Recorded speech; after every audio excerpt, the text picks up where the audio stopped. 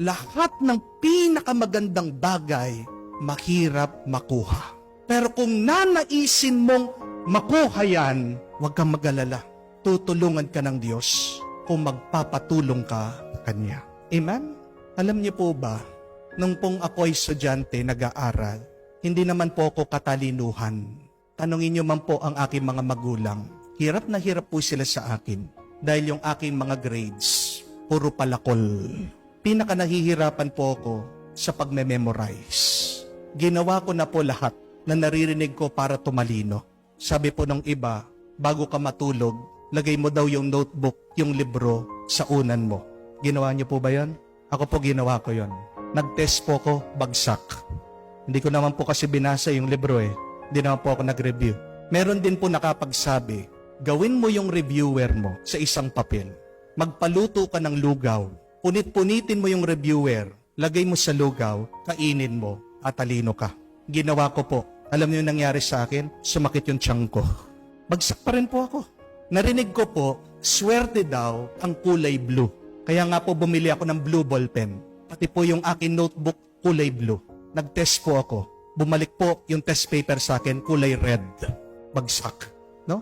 Meron po nakapagsabi din na pag nagte-test ka, humawak ka daw ng paperclip. Swerte daw po yung paperclip. Isang box na po yung paperclip na binili ko, bagsak pa rin po ako. Hindi ko na po alam po anong gagawin ko. Pero yung nanay ko po, tinulungan ako. Binantayan akong nagre-review. Pero bago po ako mag-memorize o mag-aral, my mother taught me this very beautiful prayer. Ang pamagat nga po is, the miraculous prayer to the Holy Spirit. Sabi niya, yan muna yung memorize mo. Tinanim ko po sa isip ko, sa puso ko. O Holy Spirit, Thou make me see everything and show me the way to reach my ideals.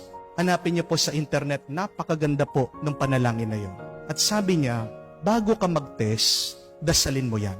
Yung gabi, bago ka mag-test, dasalin mo yan. Araw-araw, dasalin mo yan.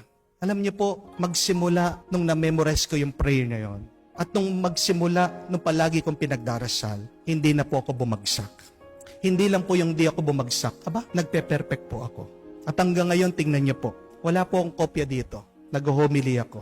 Nasaan po, memorize lahat. Nandito po sa isip ko. Isa nga po, nagtataka, yung mga ibang pari na nag-i-invite po sa akin magmisa sa ibang simbahan. Pinagmamasdan ako mag-homily. Sabi, wala kang kopya. Paano ka nakakapag-homily? Saan po galing? Di lang po dito.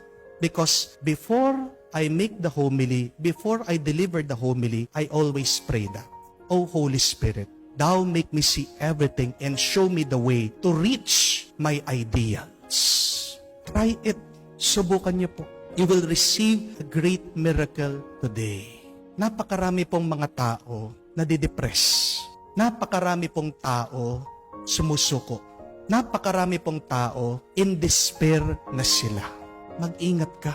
Pag sobrang lungkot na ang iyong nararamdaman dahil hinahayaan mo na makinig at sumunod sa masamang espiritu na ang layon nitong masamang espiritu ay sirain ang iyong isip, iyong puso at kaluluwa.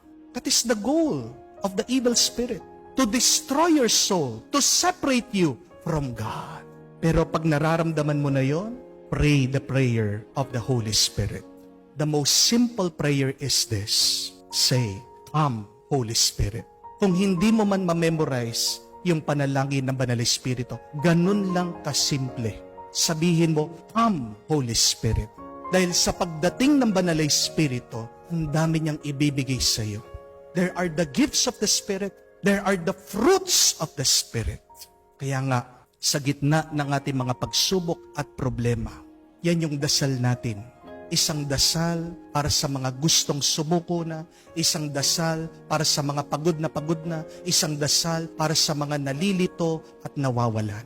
Sabihin mo, Lina, Banal na Espiritu, and allow that Spirit to guide you, allow that Spirit to bless you. Magpasalamat po tayo sa Banal na Espiritu.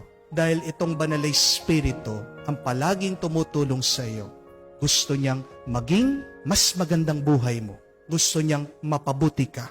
Gusto niyang maibalik ka sa Diyos Ama.